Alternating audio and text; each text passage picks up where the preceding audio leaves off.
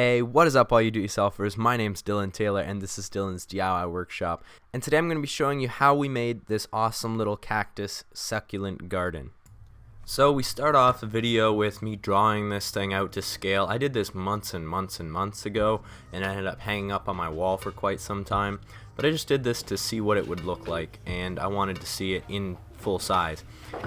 So here it is, and I kind of colored it out. We're going to make our cactus garden as to scale. So we're going to take that and we're just going to cut our pieces so that they match this. And we're going to use 1/4 inch cedar. You could get these out of like drawers, drawer sides, drawer lining, cedar chest lining, closet lining, or you could just go to the hardware store or a lumber yard and see if they have 1/4 inch cedar if you want to make it exactly the same as us. And we're going to cut this into the strips that we need here. So I'm making this with and for my girlfriend Skylar. She has a bunch of tiny cactuses that we had plucked off of a larger cactus, and they needed somewhere to grow into larger cactuses, and we figured a little garden would be perfect. So in this project, I'm actually getting her to do as much as possible just so that she can use the tools, and she was really excited to do most of the work herself. So we're just setting up the bandsaw with the fence to rip the pieces to width, and that is so that we can build the sides of the cactus garden. So I did the first piece, and here she is doing the second piece, and a couple more after that.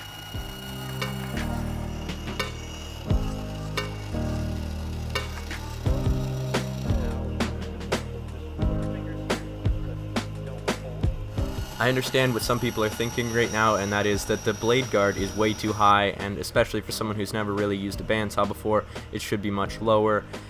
In a following scene, we do fix that, so we're just measuring this piece out, and we're going to cut another few, but we do fix the blade guard. And then we'll set this down up against the fence.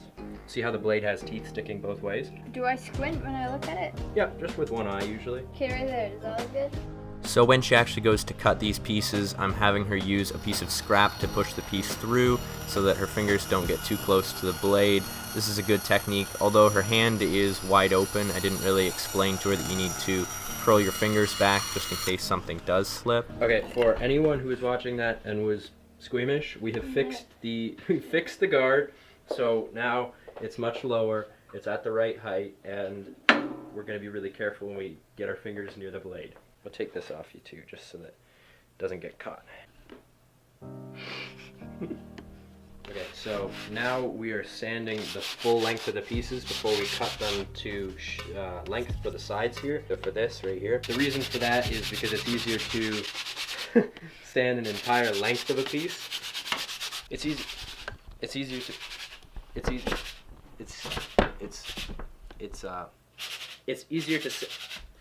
to sand an entire length of a piece as it's one whole rather than to sand smaller pieces. Aside from the edges, after we cut them, we can do that afterwards, but we're going to sand down all of our pieces here. This piece is already put together. We did that off camera, I believe, but we're going to sand these down starting with 100 grit and then jumping right to 220 because of how soft cedar is, and we're not going to go for a mirror-like finish because it's not that easy with something as soft as cedar. Right here you were using 100 grit sandpaper and 220 grit sandpaper. Okay, so while Sky's doing that, I'm going to cut the other pieces to their final size. So we've got these two pieces are supposed to be the second tier, which is this one right here, and they fit the picture perfectly. So I need to cut this piece, and this piece. So I need 2 at this length and 1 at this length.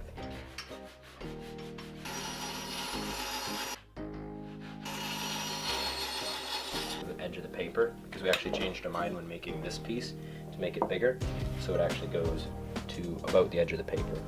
So right here you see me marking 2 pieces that are going to be the base of this cactus garden, and I'm cutting them out. They will be glued together in just a moment. This isn't typically a cut that you'd want to do. You'd want to use a miter slide instead of a fence, just because the piece can have a binding motion if you push too hard on the outside of the piece rather than the side that's against the fence. So it's something that you should only do if you know what you're doing. The wax paper we're using is so that the pieces don't stick to my tabletop, rather they will just stick to the wax paper in the worst case scenario. Skylar's using some of this weld bond. It's waterproof glue that'll glue anything together. I would actually suggest Tight Bond number 3. It's a wood glue. It holds up much better in use. The garden actually has separated just a little bit due to water, so weld bond isn't the greatest, at least for this cedar cactus garden that we made. Just using some large squeeze clamps here, they're quick clamps, just to hold it down. And once that was glued up, we took that off and we're gluing the other pieces on. This is a different day, I believe. And while Sky holds it until I find something heavy enough to set on top of it that is going to act as our clamp, because it's such an awkward shape and it's kind of hard to find somewhere to clamp it. Pieces of this tier. So we ended up using this piece, cutting our 2 sides and then also the back so that it will meet just like this at the back. And here we are using some masking tape to act as our 90-degree bends to hold it in place while we get the first bits of glue on, and then we'll add some clamps afterwards. Here again with the spring clamp. Okay, so I've gotten this second tier down here glued on. It was the exact same way that we did this top one. I just added glue to all of the edges that needed it. This piece went down first and it was clamped down for about 20 minutes before I went ahead and glued this piece on and this thinner piece back here. This whole thing is being clamped together by this quick clamp right here. This piece is being held down at the front here. Ideally you'd have some more pressure here or have done this so that the back of it wouldn't look quite like this, but I think this will end up looking really nice once we get it all finished and put the cactuses in it. You will see it from the front, and so the back view won't matter. It won't matter that these are all separate pieces. Ideally you would have had one large piece that you would have cut down in the staircase form, and you would have had this as a waist piece so that the grain followed, and when you looked at the back it was all one piece. But that's just not the case for this, and that's gonna be fine for me. So once all the glue was finally dry and all the cactuses were waiting in their egg carton, we decided to get some soil to finally fill the thing up. And I found this cactus soil at the local Home Hardware. I think it's just regular soil. They just slapped the name Cactus on it to get people to buy it. It was a little bit more expensive than the regular dirt, and it seemed to be almost the exact same. Skylar and I poured it in and then packed it down tight with our hands so that it would hold water a little bit better. And then we went ahead and used tweezers to poke little holes and then set the tiny cactuses in their new home. It was really cool because all the little baby cactuses had already started to grow roots in the egg carton, so it was fun to see how they looked when we pulled them out of the dirt. It depends really how you grab it, because sometimes they can be super prickly and then they'll get into your finger like this really painful sliver, and then you have to try and find it. And other times they're so soft you can just pick them up. Alright guys, that is going to be it for this video. I hope you all enjoyed it, maybe learned something new. I want to give a huge thank you to all of my Patreon supporters for supporting me, because you guys are what is allowing me to keep creating these videos the way that I do.